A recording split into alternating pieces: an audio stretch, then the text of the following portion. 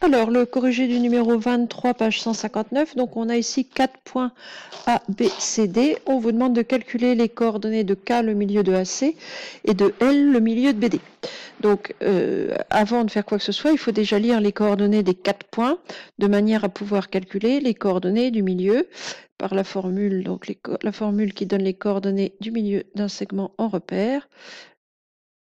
Donc, si je note M, le milieu, C, et AB le segment, XA plus XB divisé par 2 et YA plus YB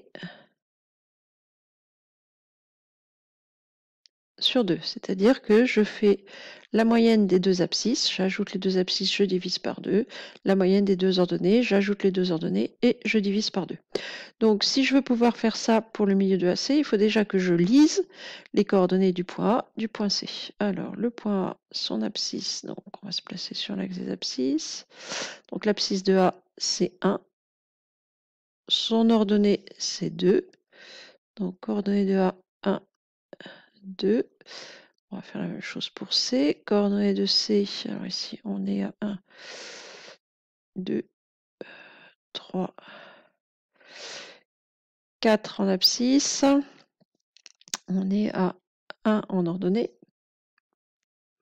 Donc, les coordonnées de K, le milieu de AC, je vais additionner les deux abscisses de A et de C, les deux ordonnées de A et de C, et je vais diviser par 2. Donc, coordonnées de K,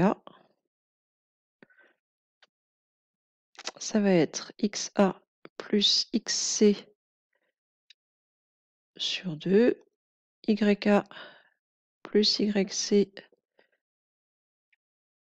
sur 2, c'est-à-dire 1 plus 4 divisé par 2, 2 plus 1 divisé par 2,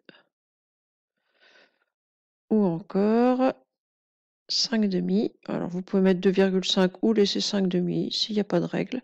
On fait comme on veut, 3 demi ou 1,5 comme vous voulez. Donc si je regarde sur mon dessin, alors 5 demi, 2,5 et 1,5, ça voudrait dire qu'on arrive ici, dire que c'est le milieu de AC. Oh, j'ai un drôle de dessin qui est apparu là. Dire qu'on est au milieu de AC quand on est ici, ça paraît pas scandaleux. A priori, on ne s'est pas trompé. Ensuite, on va faire la même chose. Donc, on veut les coordonnées de L, le milieu de BD.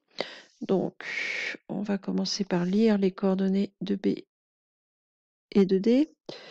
Alors, coordonnées de B. Alors, en abscisse, on est à 3. En ordonnée, on est à 2. Donc, coordonnées de B, 3, 2. Celle de D, on est en abscisse à 2. J'aime pas quand je fais des pointillés.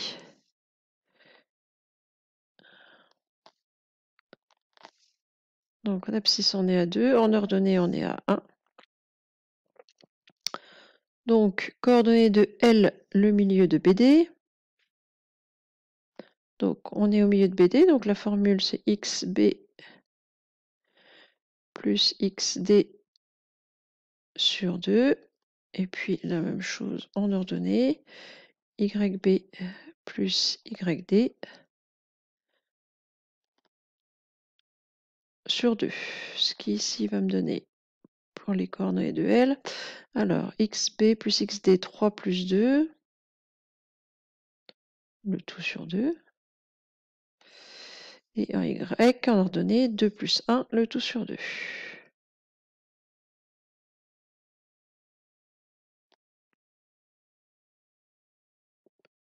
Ce qui va me donner en coordonnées du point L, 3 plus 2, 5 demi. 3 demi. En déduire que ABCD est un parallélogramme. Alors, qu'est-ce qu'on constate ici? Déjà, le point K avait pour coordonnées 5 demi, 3 demi, le point L aussi. C'est-à-dire que les deux points, les deux milieux sont au même endroit. Donc le point que j'avais marqué tout à l'heure, c'est aussi le milieu de BD. on est à la fois au milieu de BD et au milieu de AC. Or, un quadrilatère, ici ABCD, dont les diagonales AC et BD se coupent en leur milieu, c'est un quadrilatère particulier, normalement que vous avez étudié en 5e.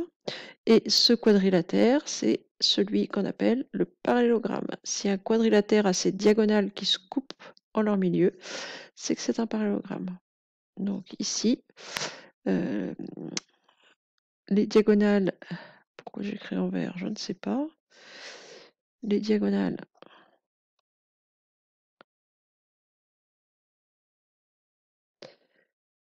AC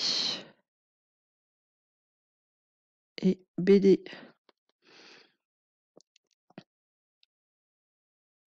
se coupent en leur milieu.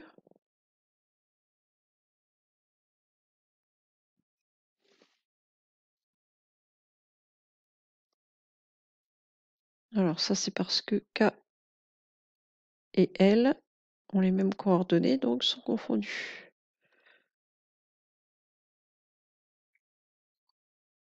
Sont confondus, ils ont les mêmes coordonnées.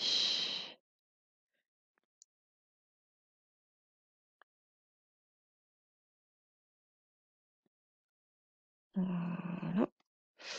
Donc, les diagonales AC et BD se coupent en leur milieu, car K et L sont confondus, ils ont les mêmes coordonnées. Donc, le quadrilatère ABCD est un parallélogramme. Donc, le quadrilatère ABCD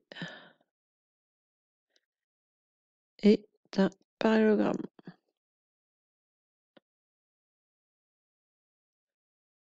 Voilà pour cet exercice-là. Donc rien de très compliqué. Et ça, c'est quelque chose de classique. Maintenant qu'on a la formule qui donne les coordonnées du milieu, pour prouver qu'on a un parallélogramme, alors on verra une autre méthode un petit peu plus tard quand on aura les coordonnées des vecteurs.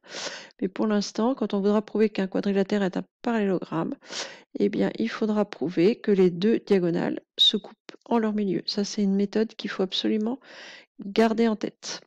Voilà, c'est tout pour celui-là.